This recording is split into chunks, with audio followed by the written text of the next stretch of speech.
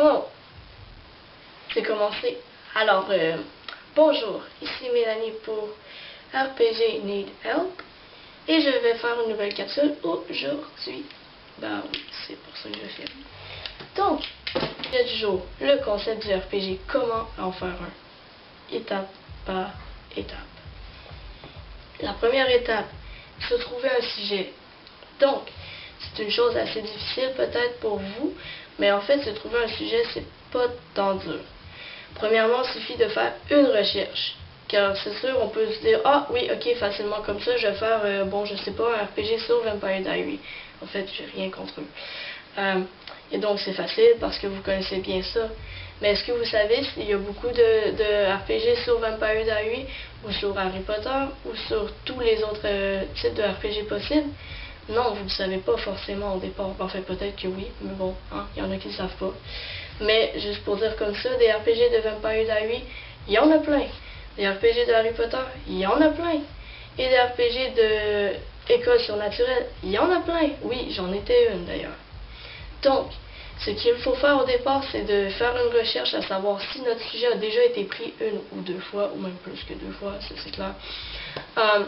Et ensuite, se décider sur ce que vous voulez faire. Est-ce que vous voulez vraiment faire un RPG quand même en ayant vu qu'il y a 350 RPG qui en ont fait? Ou est-ce que vous voulez essayer une autre avenue complètement différente? Dans ce cas-ci, ça va être un peu plus complexe, peut-être pas aussi. Mais sinon, on peut toujours essayer de faire un RPG sur Vampire Diaries tout en essayant de ne pas ressembler à tous les autres RPG qui ont été faits sur Vampire Diaries, car ça, les doublons, c'est pas vraiment intéressant. Surtout que, sachant qu'il y a beaucoup de joueurs qui se créent un RPG juste parce que leur avatar de la célébrité qu'ils voulaient prendre, soit genre souvent Nina Dobrev, est pris. Donc là, ils se créent un RPG en se disant « Ouais, bientôt je vais pouvoir prendre Nina Dobrev », mais c'est pas une bonne idée. Non, vraiment pas. Donc, comment faire un RPG à partir d'un RPG déjà prédominant sur le répertoire des RPG? Alors, première étape, vous choisissez de faire un RPG sur Vampire Diaries. Allez voir sur quoi portent déjà les RPG sur ce sujet-là, soit dans les nouveaux ou dans les plus vieux. Après ça, essayez de faire ressortir les points dominants de ces RPG-là. Puis, après avoir fait tout ça, vous pouvez voir, bon, ok, alors moi, je vois que beaucoup, ça se passe souvent exactement comme sur la série. Bon, ça déjà, c'est pas une très bonne idée, car là, tu sais pas vraiment quoi faire quand tu arrives sur le RPG, quoi que c'est moi, perso, peut-être que vous autres savez. Mais moi, non, je ne suis pas capable. C'est comme si je jouerais Elena, voilà. Si je jouerais Elena dans le RPG, je me dis, bon, il faudrait absolument que j'aille avec Stéphane ou avec Damon. Mais si moi j'ai envie de, je sais pas moi, aller avec Jérémy, je sais que c'est son frère, ça marche pas. Mais si j'ai envie d'aller avec lui, c'est chiant. C'est ça que je veux dire. Donc, ok, donc le mieux c'est de souvent aller dans une avenue non explorée dans les RPG de Vampire Diaries. Ça peut être, je sais pas, vraiment de faire un nouveau concept qui n'a aucun rapport avec la série, quitte à faire même le RPG de Vampire Diaries dans une autre ville complètement différente, avec de nouveaux personnages, peut-être de nouvelles classes. Il y a plein de différentes avenues à explorer. Ça, c'est à vous de voir. Et souvent, justement, un autre point à amener, pour faciliter la tâche du sujet du RPG, ça serait de se construire une bonne team. Une bonne team, ça ne veut pas dire un administrateur. Non, ça c'est une mauvaise idée. Un administrateur, c'est un peu trop de poids sur une personne qui vient de commencer le RPG. Donc le mieux, c'est de se prendre au moins 2 administrateurs. Comme ça, vous allez déjà pouvoir être 2 pour penser sur le sujet du RPG. Donc il y aura vous qui pouvez déjà savoir ce que vous voulez à peu près, et elle qui peut vous apporter des idées pour le RPG. Voilà.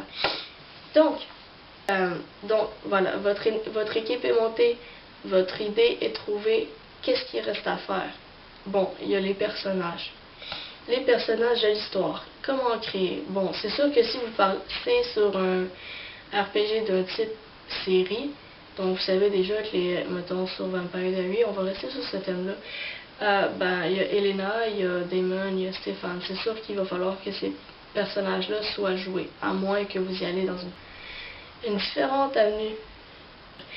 Donc, c'est sûr que les personnages principaux devront être joués. S'ils ne sont pas joués, ça serait un peu étrange. Mais comme c'est dit, si vous faites une avenue complètement différente, je l'ai eu, on peut faire d'autres personnages. C'est possible aussi, puis c'est peut-être mieux.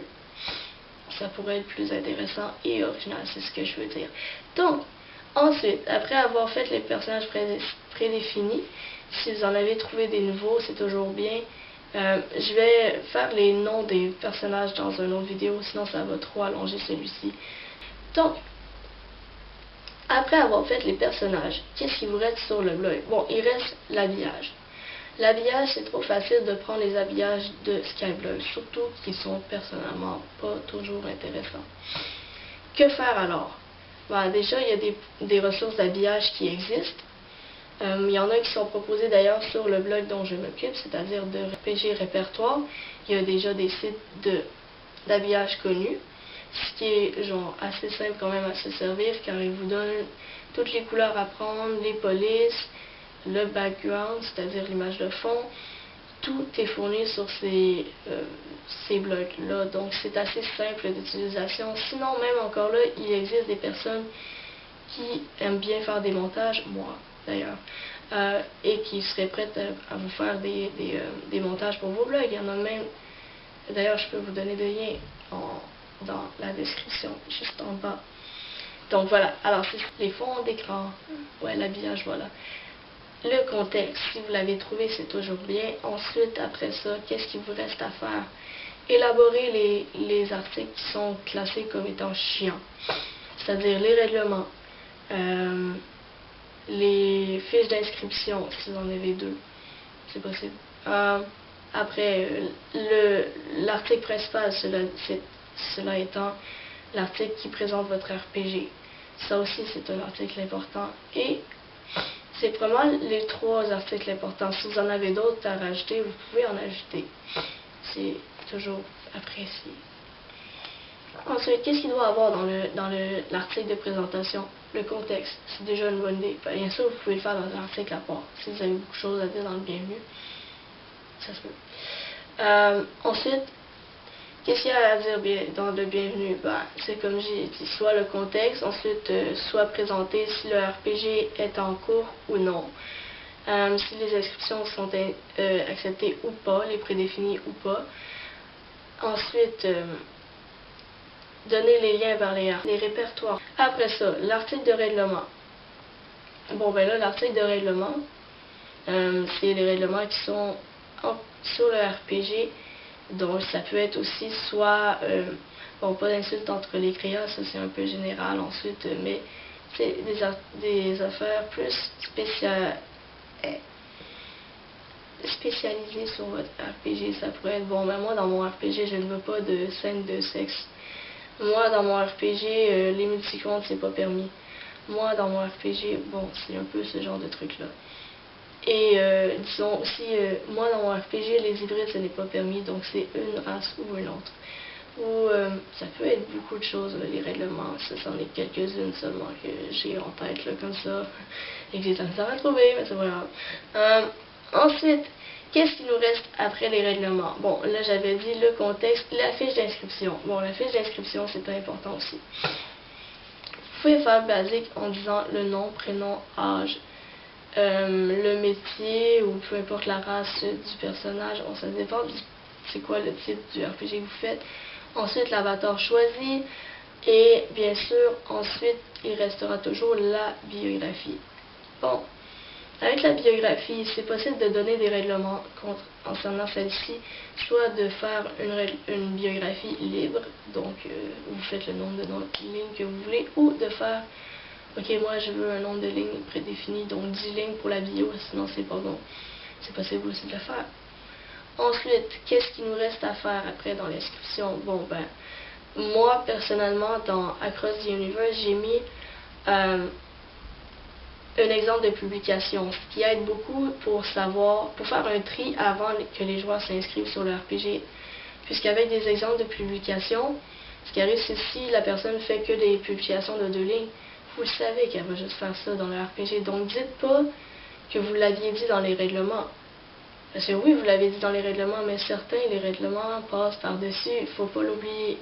Donc, c'est sûr, c'est moche, mais c'est comme ça. Donc là, après ça, les personnes s'inscrivent, arrivent dans le RPG, et là, vous êtes comme, non, moi, dans le RPG, je voulais avoir des choses de 10 lignes. Toi, tu fais pas 10 lignes.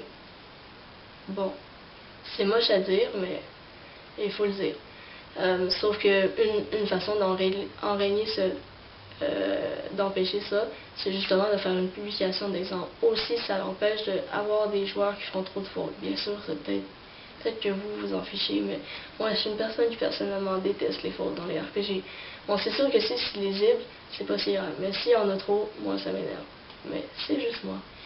Ok. Alors, ben, c'est pas mal ça. Là, vous avez fait donc vos articles principaux, vous avez trouvé vos personnages, vous avez trouvé votre contexte et votre habillage. Qu'est-ce qu'il reste à faire? Vous avez même une petite thème en cours. Bon, ok, donc bien sûr, avec les fiches d'inscription, le minimum, ça serait aussi de mettre les personnages que vous jouez, vous, les admins.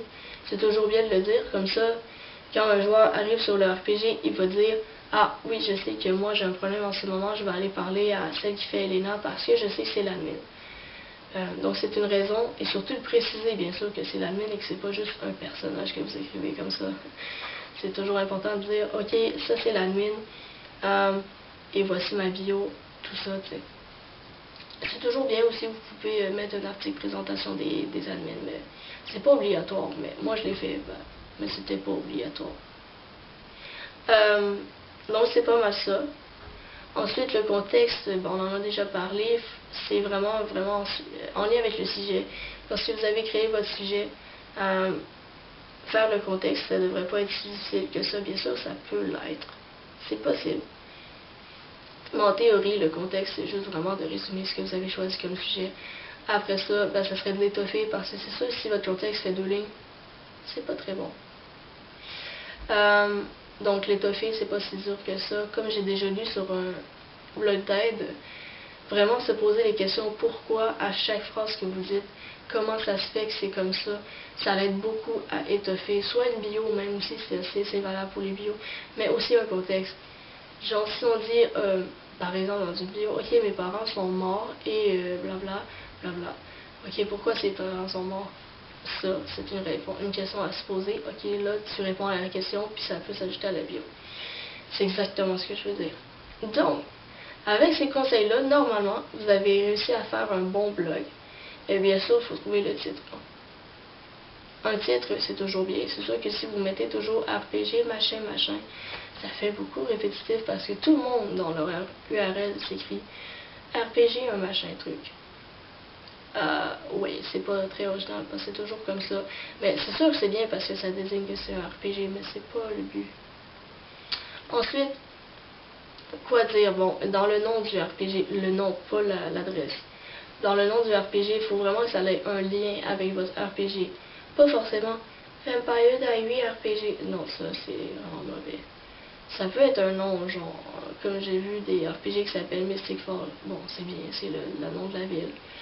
Ou ça peut être le nom du monde qui a été créé, comme j'en ai inscrit un récemment dans les petits nouveaux, je ne me souviens pas du nom par contre, mais ça commençait par un N d'ailleurs. Pardon. Mais je vais vous le mettre dans la description en bas parce que je trouve ça assez chiant de ne pas dire le nom complet. Donc c'est ça. Alors après avoir trouvé le nom qui a vraiment un lien avec votre contexte ou avec le RPG tout simplement, vous êtes vraiment prêt après un blog. C'est tout.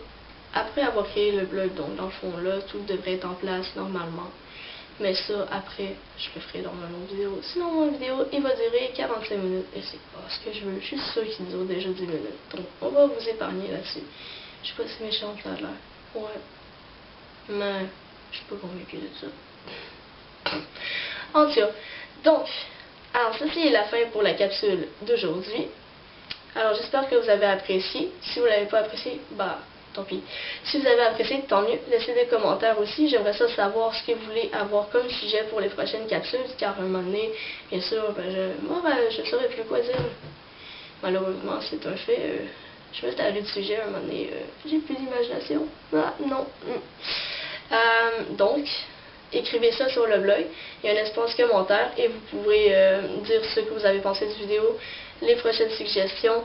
Et ensuite, sinon, vous pouvez le faire sur directement la vidéo YouTube. Si jamais vous avez un compte, c'est faisable. Si vous n'en avez pas, tant pis. Si vous n'en avez pas, je viens de le dire, faites-le sur le blog. Donc voilà, c'est ça. Alors, merci et à mardi prochain. Au revoir.